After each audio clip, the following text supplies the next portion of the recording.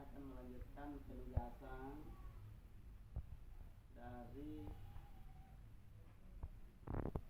diklat, yaitu modul 3 pencegahan dan penanganan stunting melalui pemenuhan kesejahteraan ibu hamil.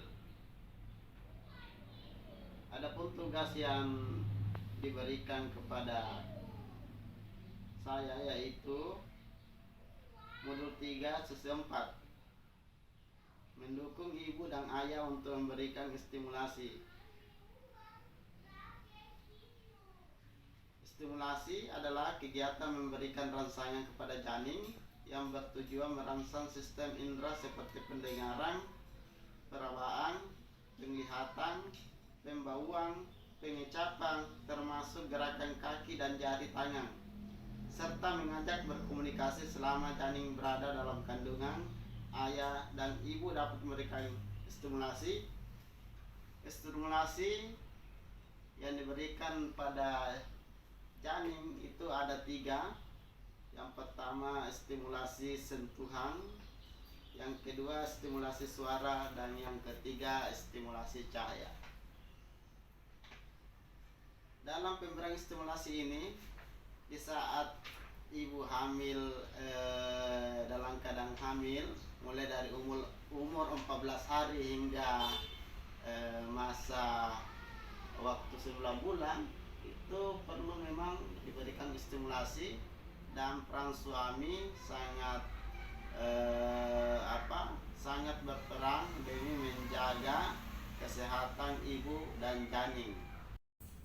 Video ini menunjukkan beberapa peran suami saat istri hamil yang perlu dilakukan olehnya, karena kehamilan merupakan sebuah proses panjang selama 9 bulan.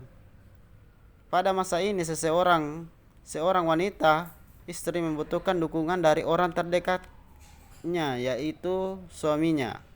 Peran suami saat istri hamil tidak saja penting untuk kesehatan mental sang ibu, tetapi juga berpengaruh pada tumbuh kembang janin dalam kandungan.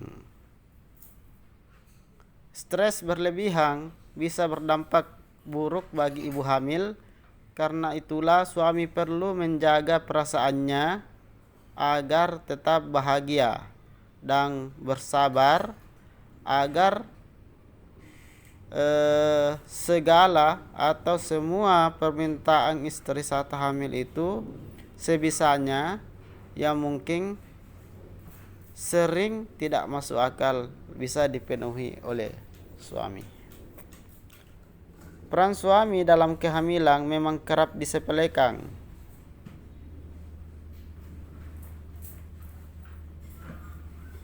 Padahal menurut pakar, menurut dokter, menurut modul penanganan stunting bersama Tanoto Foundation melalui Kemensos, bahwa suami memegang peran penting, peran krusial dalam kehamilan istri, terutama pada kehamilan pertama, bahwa hormon kehamilan membuat mood atau perasaan istri muda berubah-ubah. Disinilah peran suami bisa dimulai. Jadi yang paling penting dan harus diingat bahwa suami itu, mood istri memang suka berubah-ubah ketika hamil. Jadi mudah marah, mudah tersinggung, tiba-tiba sedih. Nah, di sini suami harus bisa menerima bahwa memang kehamilan membuat mood istri agak labil. Berikut adalah beberapa peran suami dalam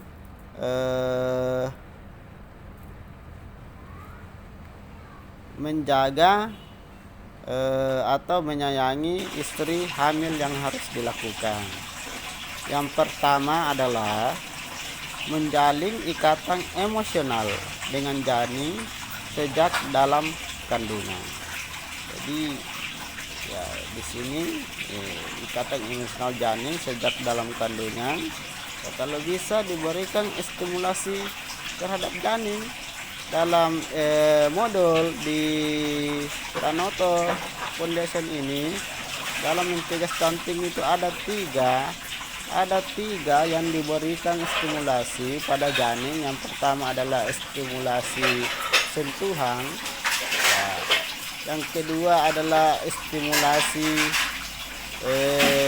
cahaya, dan yang terakhir adalah stimulasi suara.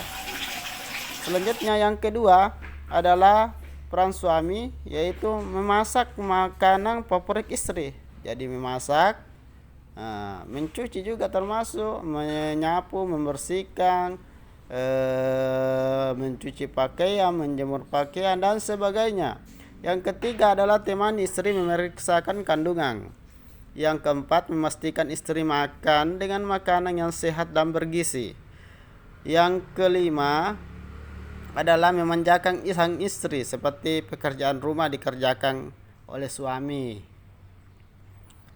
Yang keenam adalah baby moon, atau mengajak ibu hamil ya jalan-jalan, lihat ke lokasi yang dia senangi.